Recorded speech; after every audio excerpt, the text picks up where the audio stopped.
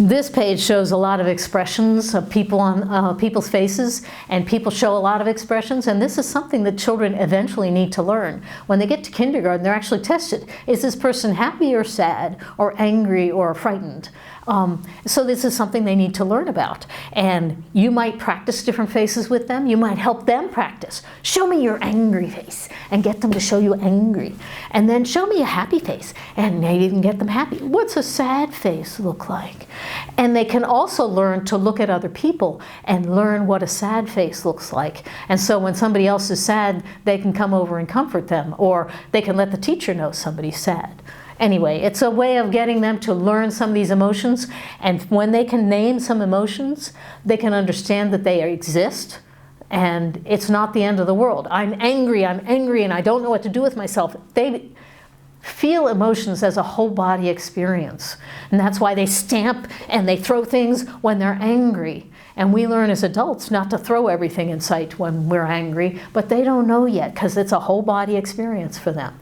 So they need to do it all at once. And so when they learn that everybody gets angry, and it's possible to show it on your face, and I can see that you're angry, and maybe we can then talk about what can you do when you're angry, and so you can give them some things to do. Maybe you can stomp around the room, or just here's a place you can run, or here's a place, here's a target on the wall. You can actually throw a ball at the target because you're angry, and make it a beanbag or something so it's not going to bounce all over the room. So take that ball and throw it at the target. They may never hit the target, but at least they're not throwing things at other kids, and they're not biting other kids, and they're not hitting other kids, but they're using their anger in a way to throw it, and it's not going to hurt anybody. It's not going to break the window. It's just going to be a beanbag on the wall.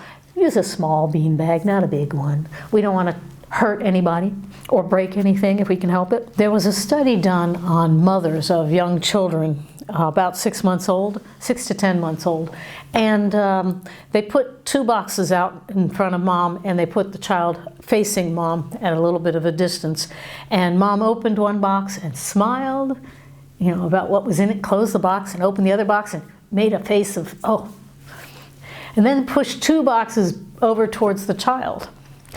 Guess which box the child opened and which one they wouldn't touch.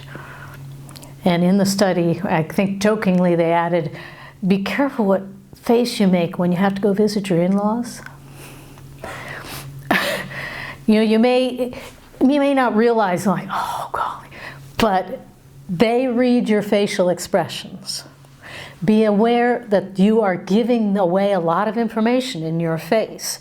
And these young children need to know what's going on, and they will watch you and pick up on your emotions. So try to remember, we want to be cheerful to them as much as possible. We want to show them, maybe we show interest, maybe you show lots of different things, but try not to get them too stressed out just because you're stressed out.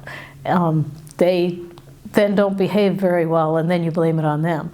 And it's not really their fault. They're just stressed out because you are. It's much easier for them to be in a good mood and feel happy when you're not when you're in a good mood and you're happy, as opposed to when you're not in a very good mood. So try to work your way into thinking of different things and noticing different moods, rather than just getting hung up because you're not happy today, because you're going to make everybody's day bad if you're not careful.